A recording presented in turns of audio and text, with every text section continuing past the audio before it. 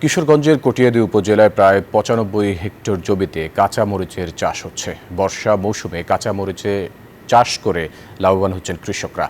এদিকে কাঁচা মরিচ চাষাবাদে কৃষককে নানা পরামর্শ দিয়ে সহযোগিতা করছে কৃষি বিভাগ। টিটু দাসের তথ্যছবিতে ডেস্ক রিপোর্ট।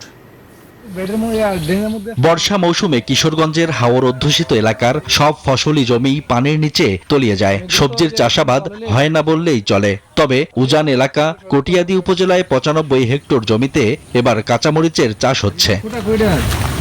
বান্ডেল থাকলে প্রতি সেনমানিতে টাকা বাঁচবে। বিকাশ সেনমানি বান্ডেল কিনে জিতুন প্রতি লেনদেনে। বর্ষা মৌসুমে কাঁচামরিচ চাষ করে লাভবান হওয়ার আশা কৃষকের। বর্তমানে কাঁচামরিচের পাইকারি মূল্য প্রতি কেজি ১৫০ টাকা দরে বিক্রি হচ্ছে। মরিচের দামও অনেক বেশি।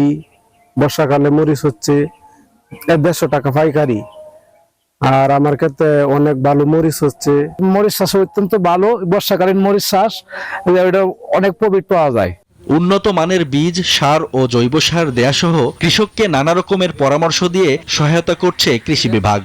আমরা কৃষি বিভাগ সবাইকে পরামর্শ দিই যেন গ্রীষ্মকালীন মরিচ এবং বর্ষাকালীন মরিচ চাষ করার জন্য। কৃষি বিভাগ সবসময় কৃষকের পাশে আছি এবং কৃষকের রোগবালাই, পোকামাকড় দমন সব বিষয়ে আমরা পরামর্শ দিয়ে যাচ্ছি।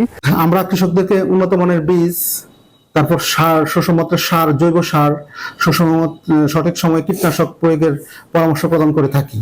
ফলে এই কাঁচামরিচের উৎপাদন খুব বেশি এবং লাভবান, কৃষকরা অনেক লাভবান, কারণ বাজারে এর চাহিদা খুব বেশি। কটিয়াদী উপজেলায় কাঁচামরিচের পাশাপাশি চাষাবাদ হচ্ছে লেবু ও কচু।